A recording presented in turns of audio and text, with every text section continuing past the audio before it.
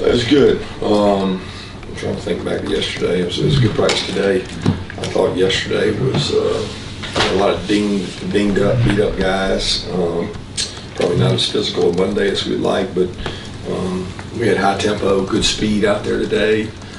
Good looks from the scout teams. I appreciated the way the scout teams worked and looked.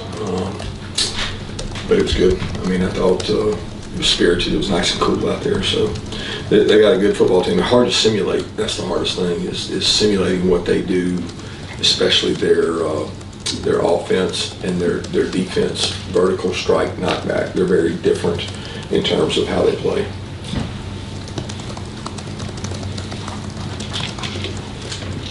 I was just wondering how much right now that Branson's able to do, how much Anthony Evans is able to do. I noticed that Gabe Harris did not play the other day. Is he all right? Just checking on him. Yeah, Gabe's good. Hoping to get some more snaps out of Gabe. He's playing. I think he started on some special teams. And then Branson is back out with us, moving around, running on the bike in pads. I don't want to say he's a week away. I don't honestly know, but he's getting closer. And then Anthony Evans he's hitting some good speeds. He's running. He feels good, but we're being real careful with it. So it's one of those deals that we hope we can get him back.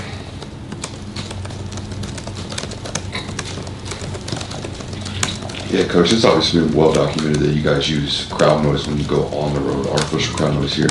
I'm curious, with a team like Tennessee that plays with particularly the pace, but also the space, you guys ever simulate the home crowd noise for the defense to be able to communicate quickly? Yeah, we do that every week. We have to because it's so loud. I think most teams do because it's frustrating because the offense doesn't really want to deal with it on the home games, but we go against each other, so we just keep crowd noise pumped in different periods every day because our offense is going to get it and our defense is going to get it.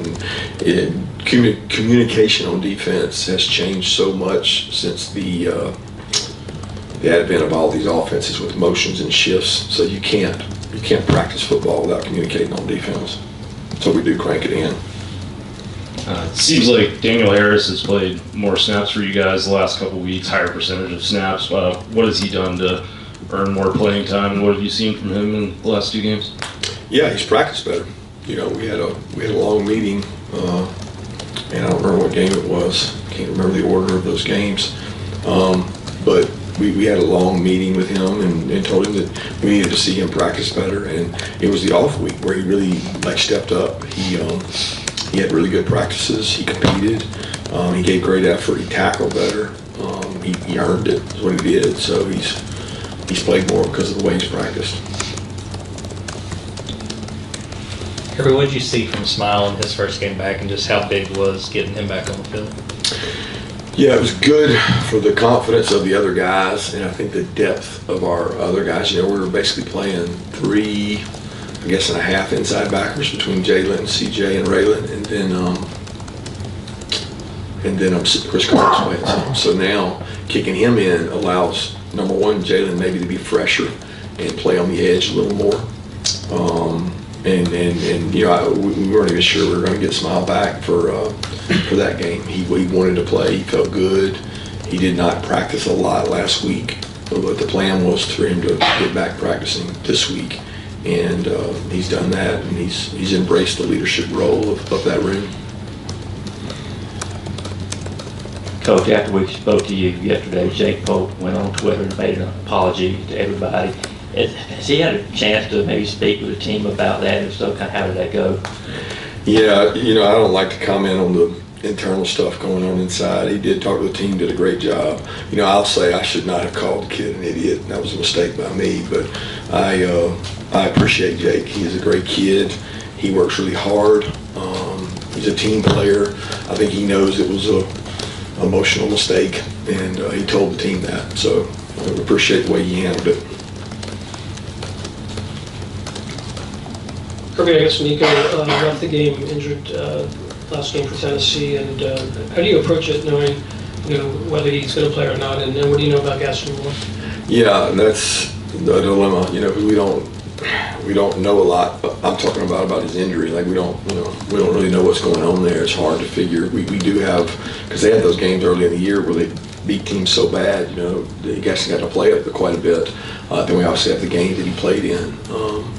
But that kind of happened in the Florida game because I didn't know a lot about the kid that came in the Florida game, and in this situation we don't know. So there is a prep there, and Nico's such a high level athlete, and some of the runs he's made, I knew the kid was a great thrower, but I didn't know he was this kind of athlete and hitting the speeds he's hitting GPS wise, and he made a run on Alabama that was really elite. So just recognizing his skill set is a lot, and then trying to prepare for kind of two guys, because philosophically I don't know how they'll approach it with the other quarterback. Yes. Kirby, home games that are at night, like how stark a difference is that from a regular home game, and how much harder is it playing a road game at night versus a regular road game? Yeah, I don't know that it's the night that makes a huge difference. I mean, I know Lane made the comments he made about the wanting our game to be at night, and given the alternative, I would take either one, the 3:30 or the night. But I think some places it has a great impact. I think back to the year that we had the great home games. There was I think Arkansas at noon, and it was one of the loudest I've ever been a part of. And then there were some 3:30 games. I think back to the Notre Dame game at night, and I think the last time we played Tennessee at home, it was 3:30, right? So how can I say that a night game is any better than that 3:30 Tennessee game? You know what I mean? I just think a home game in general in the SEC is hell on the road team. I think it's really hard, man. It's hard. And I tell people all the time, I told our offensive line that it's harder in the SEC to play on the road at offensive line, tackle, and some of those positions that are timing positions and snap count positions than it is in the NFL until playoff. Because I coached in the NFL. Coach Saban coached in the NFL, and we talked about it all the time. The games are not, they're corporate. They're not the same type noise in the regular season. You get in the playoff, they catch something like that. But it's a big advantage in terms of get off, and it basically highlights your run game. Because if you can run the ball on the road, you protect so many things from happening, bad things from happening. Yeah, you talk so much about being a player-led team. Do you notice anything different from player leadership coming off of the loss, or has it really just been business as usual for the past 2 or 3 days? No, there's been there was no lack of sense of urgency prior, but there's been a vocal piece of the leaders. They've spoke up in meetings. They visually see it. They called out and said, "Hey, we need the greatest scout team work we've ever had." They went to the scout team and told them they want to get the best look they've ever had. I mean, the leaders are doing the right things. They're handling those things well, and they're also owning up to mistakes they've made or how they've played. If it hasn't been to their standard, they want to improve. So we have really good kids. It's not about the leadership factor. I think this team's got a lot of really good. It's got kids that have been here for a long time. I mean, you talk about Tate and Nas and Carson and Truss. These guys have been in this program. Dylan, Jared, they just been here forever. Kirby, Dylan Sampson is having a record-breaking season for Tennessee at running back. What stands out to you about him, and how do they do such a good job of getting him going in these games? They're stubborn, man. They're physical. They run. He is an elite runner. The runs they run are sometimes non-traditional. I mean, they run some runs that other people don't run because of the space in the box. He's very patient. He hits small creases. He's hard to tackle. You don't put up how many touchdowns he's got in the SEC? 20-something. I mean, that's crazy in the SEC.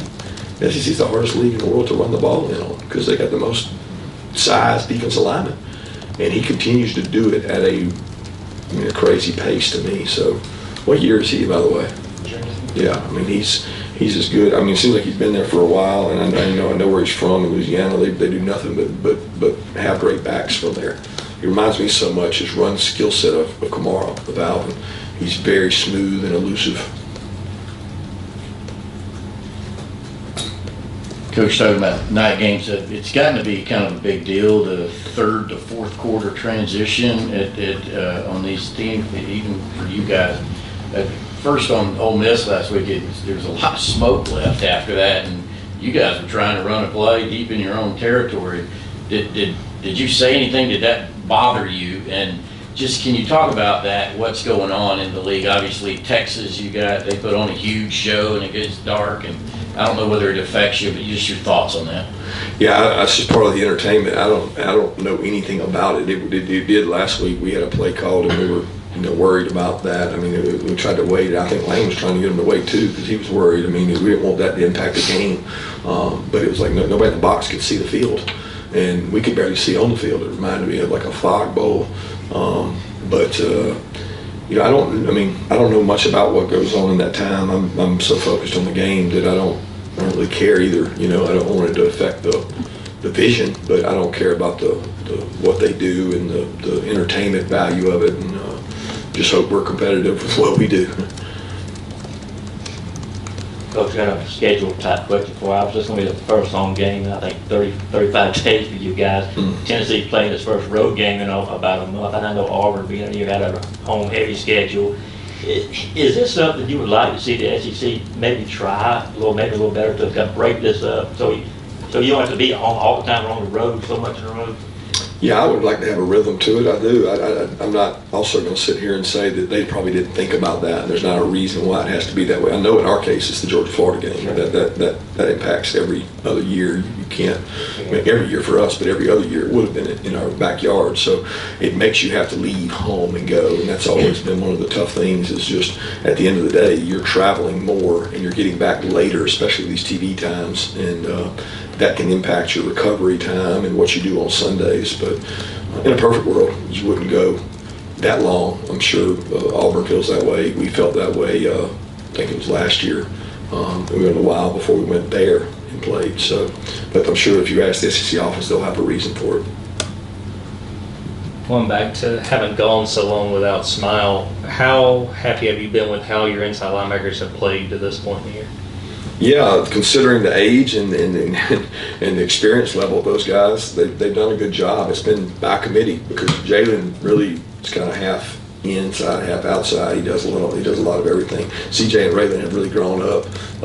Raylan missed some time for us there where he was out, and obviously Smiles missed time, and it just seems like every year we're in the cycle of having to get freshmen ready to play really fast, and I think Schumann does a good job of that because Chris Cole and Justin Williams are going to be really good players. They're bright spots out there at practice each day. I mean, Justin is one of the hardest working, most positive kids I've ever been around, and he and Chris are both getting better faster, and all those guys they got a great tight-knit group.